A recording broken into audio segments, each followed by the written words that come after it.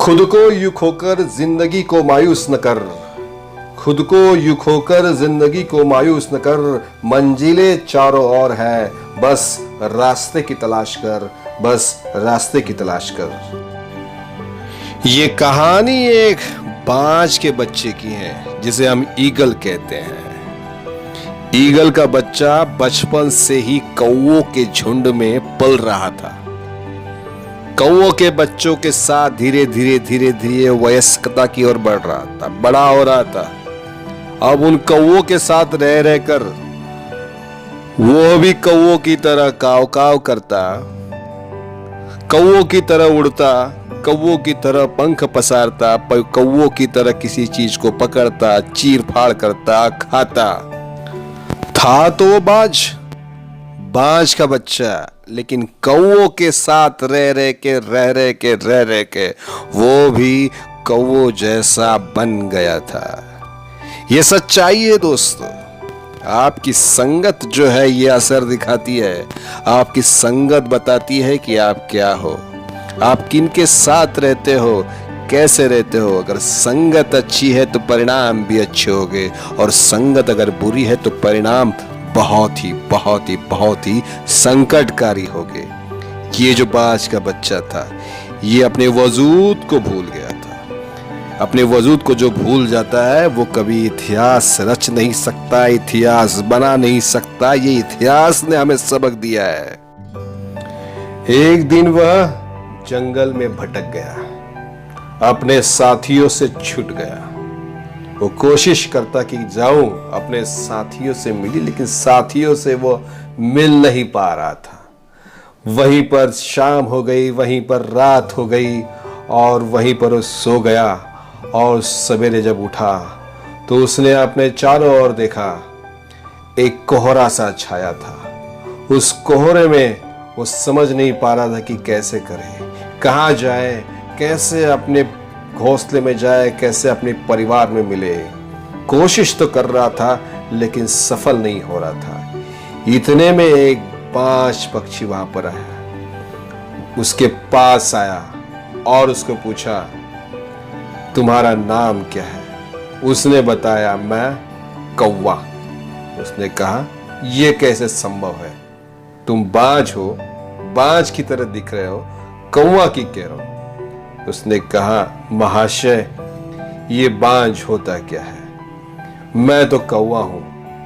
और काव काव काव काव करता रहा।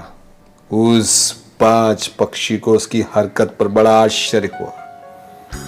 उसने अपने विशाल पंखों को फैलाया, अपनी चोंच उसके सामने दिखाई, अपने गर्दन को घुमाए, बता, देख तू बाज है, तू बाज का बच्चा है, तू ईगल है, तेरी शक्ति है, तुझमें सामर्थ्य है। और हम कभी जमीन पर ज्यादा देर बैठते नहीं है, हमारा आसमान पर मुकाम होता है।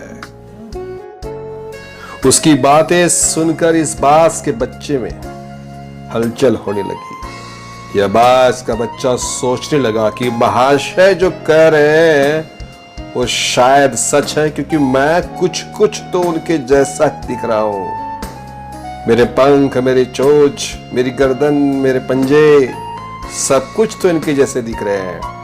मैं तो कौवे जैसा कुछ भी नहीं दिख रहा हूं, फिर मैं कौवा कैसा?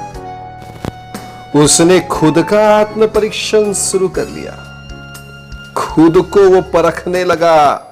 उसकी ये हरकत देखकर वो बुजुर्ग बाज जो था वो समझ गया कि इसे अब बताना पड़ेगा कि तू कौन है। वो बाज बुजुर्ग सामने आया।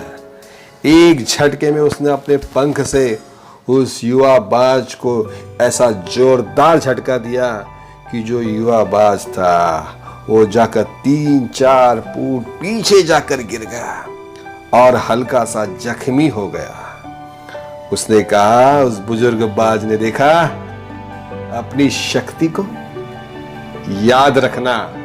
हम शक्ति के लिए पहचाने जाते हैं, हम ताकत के लिए पहचाने जाते हैं, हम स्फूर्ति के लिए पहचाने जाते हैं। तूने जो कई सालों से अपने सर पर जो कौवों का ताज पहन के रखा था, कौवों की प्रतिमा जो पहन के रखी थी, जो कौवों की चादर जो ओढ़ कर रखी थी उसे निकाल दे।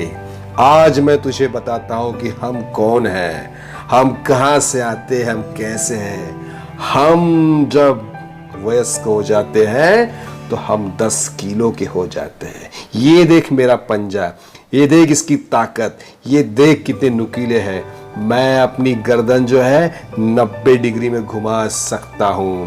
हम वो लोग हैं, हम वो बाज हैं जो बिना पंख हिलाए आसमान में घंटों घंटों घंटों उड़ सकते हैं। तू जानना चाहता है हमारी रफ्तार क्या? हम 210 प्रति घंटा की रफ्तार से हवा में उड़ते हैं। हम 1200 फीट ऊंचाई तक उड़ान भर सकते हैं। याद रखना, हम 5 किलोमीटर की दूरी से 5 किलोमीटर की दूरी से अपने शिकार को देख लेते हैं। सारे पक्षियों में हमारी आंखें सबसे बड़ी होती है। मैंने कहा कि हम आसमान में जब होते हैं तो नीचे अगर तालाब में कोई मछली हो तो सीधे आसमान से उड़ान लेकर हम उस तालाब में गोता लगाकर उसे पकड़ सकते हैं। उस मछली को भी ऊपर आसमान में 5 किलोमीटर पहले से हम देख लेते हैं। और एक बात तुझे बताता हूं, हम अपने शरीर का दुगने शिकार को उड़ा ले जाते हैं। हम खतरनाक शिकारी है बच्चे। अगर हम जिंदा रह गए तो 70 साल तक जिंदा रहते हैं। हमारी चीख इतनी कर्कश और इतनी तेज होती है कि आसमान जो है हिल जाता है।